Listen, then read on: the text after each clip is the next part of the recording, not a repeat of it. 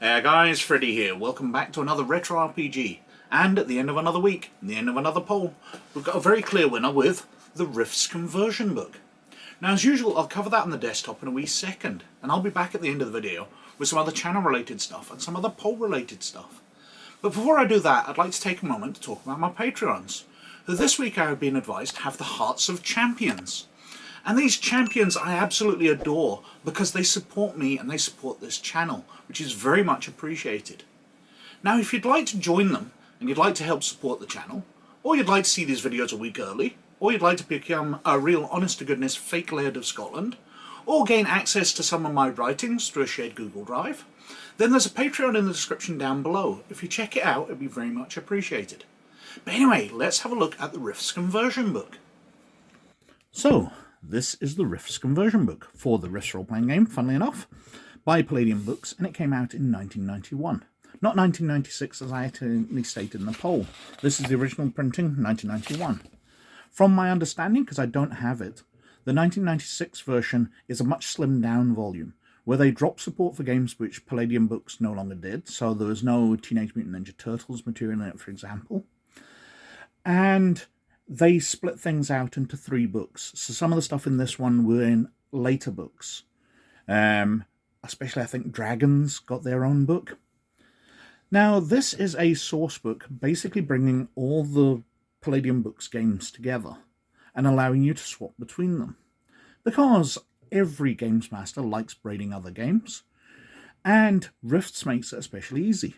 So if you're playing Dungeons & Dragons and you want Nazis in them, then you go to another role-playing game and you lift them out, or you see something in a different game, then you carry it across. You know, you want to steal a monster out of Earthdawn. You find a way of putting it in. But you can mess around with times and everything. As I said, you can put Nazis in, whatever. Now, because Rifts is set up with the idea of these interspatial rifts leading to other dimensions and other worlds, Rifts has it built in. Where in Dungeons & Dragons you have to come up for a reason why there's Nazis wandering around a dungeon, in Rifts you can throw in a superhero or a dragon or Nazis or whatever you want. You can just throw them in. You can mix things in with there's a rift leading to the dimension where they come from. Very easy to do and great fun. Now, this book, while it's for Rifts, does allow the reverse, because, as it says, a supplement for the Rifts RPG compatible with the entire Rifts Palladium Books megaverse. So, if you want something out of Rifts turning up in one of your other games, you know, you want a guy in powered armor in your Rifts, in your Palladium fantasy, well, this allows you to convert between them. The other thing this book does is goes briefly over the rules and does a bunch of rules clarifications. Now, I think this was published in the Rifts Games Masters book, but it's laid out far more detailed in this book. So this book's very, very handy, especially if you've got lots of other Palladium stuff you want to lift from. Anyway, let's have a look at the back cover straight off. Conversions for 100 monsters and demons.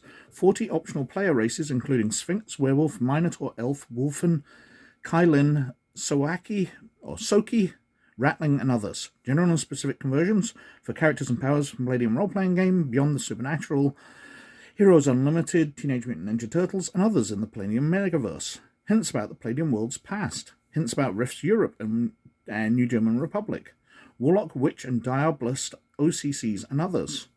More magic spells and magic data. Adult dragons and a whole lot more. Over 200 pages. And it's a nice, big, thick, bulky book.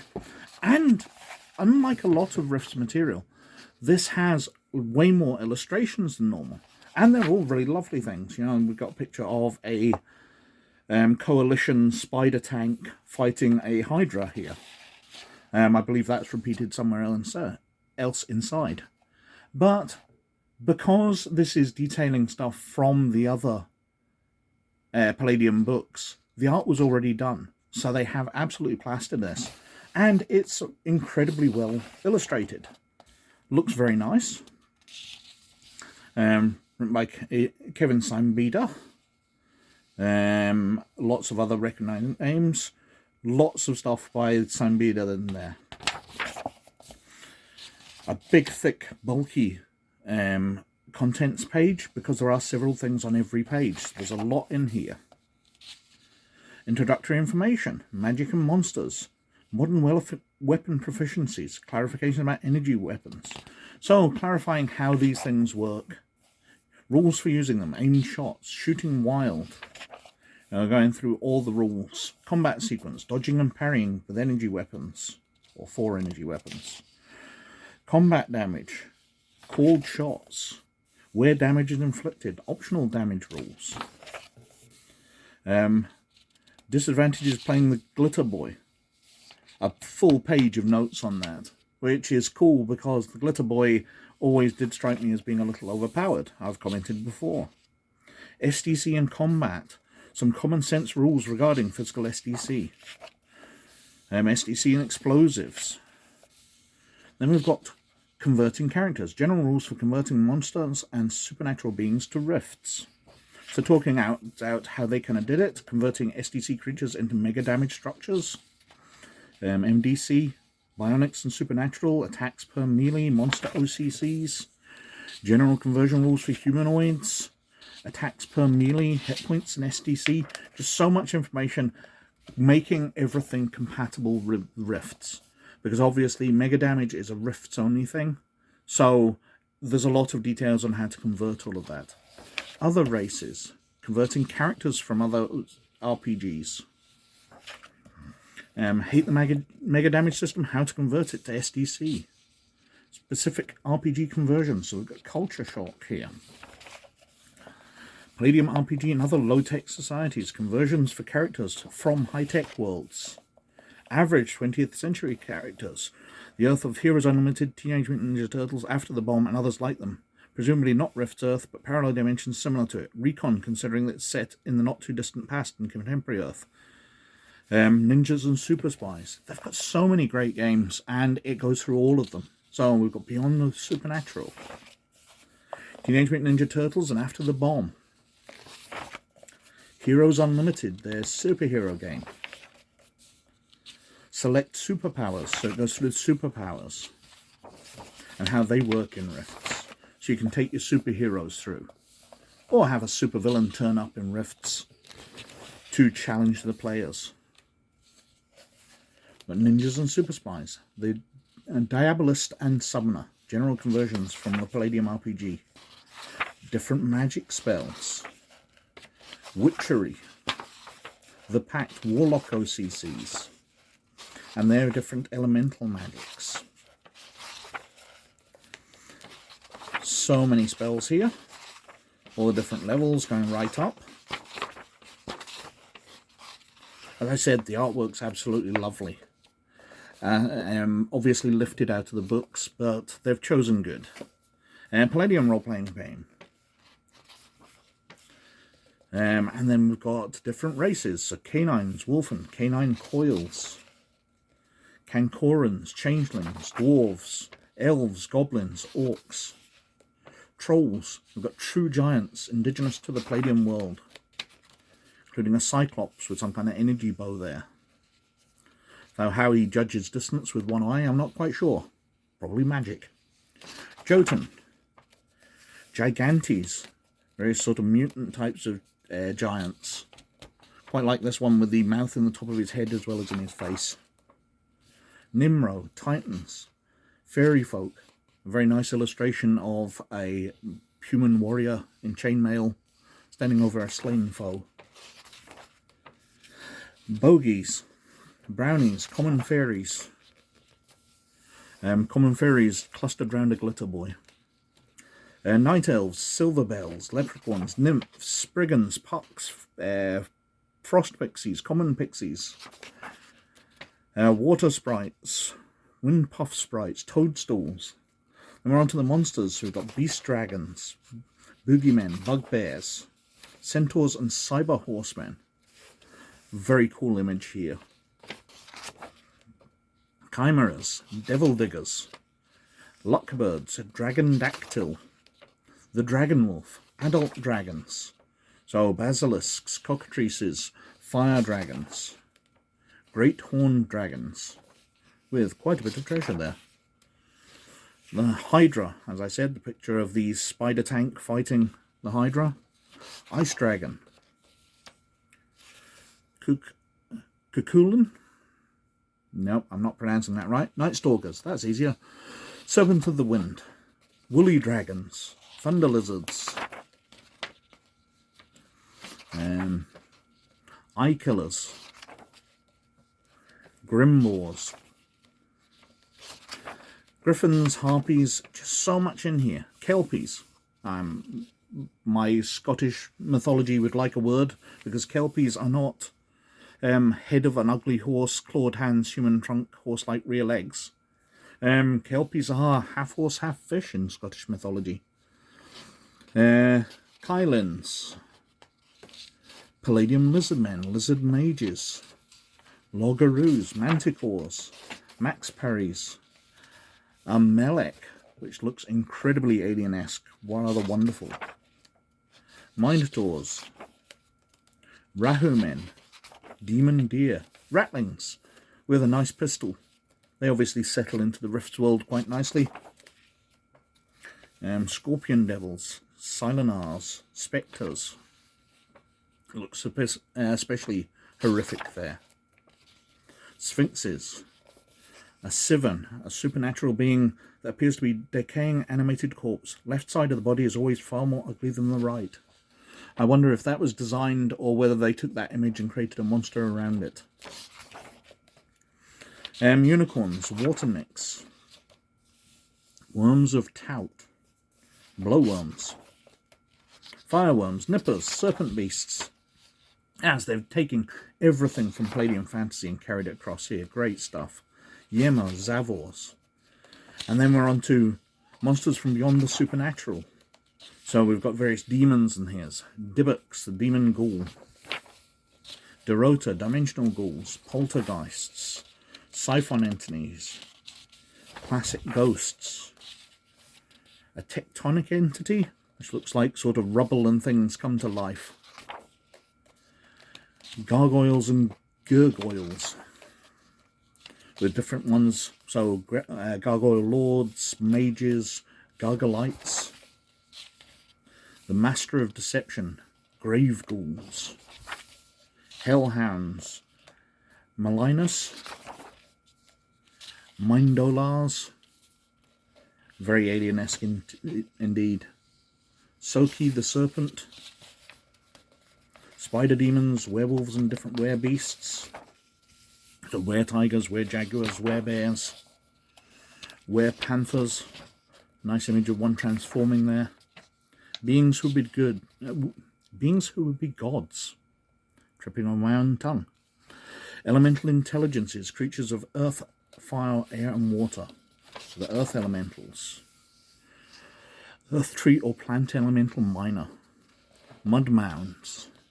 Air elementals. Fire elementals, water elementals, spirits of light. Chiru, the spirit of air and compassion. Alien intelligences, demons, gods and demigods. Including possession and how that works, the old ones from the Palladium RPG world, demon hordes of Hades. So another type of gargoyles, aquatics, Lasei, mares or nightmares, balrogs. Demon locusts, demon bulls, jinns, which are elemental demons, maggots, night owls, rakshasa shapeshifters, the 4 demon beetles,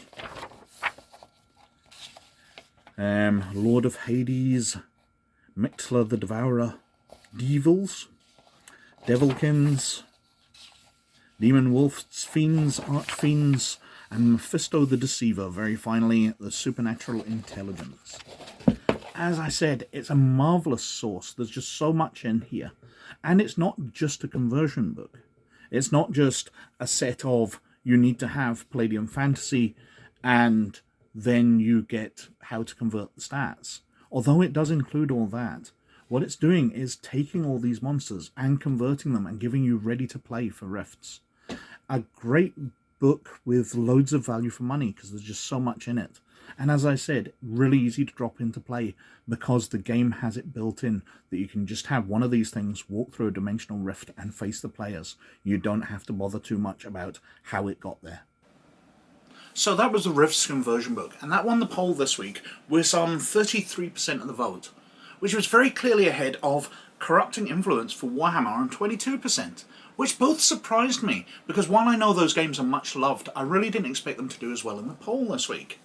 Behind that came The Secrets of Shadowrun for the Street Fighter RPG on 18%, US Army Vehicles Guide for Twilight 2000 on 15%, and way back behind was the Stargazer's Tribe book for Werewolf the Apocalypse on only 12%.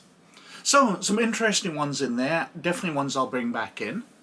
But they're all cleared out as usual, and we're back over to a Retro Adventures poll.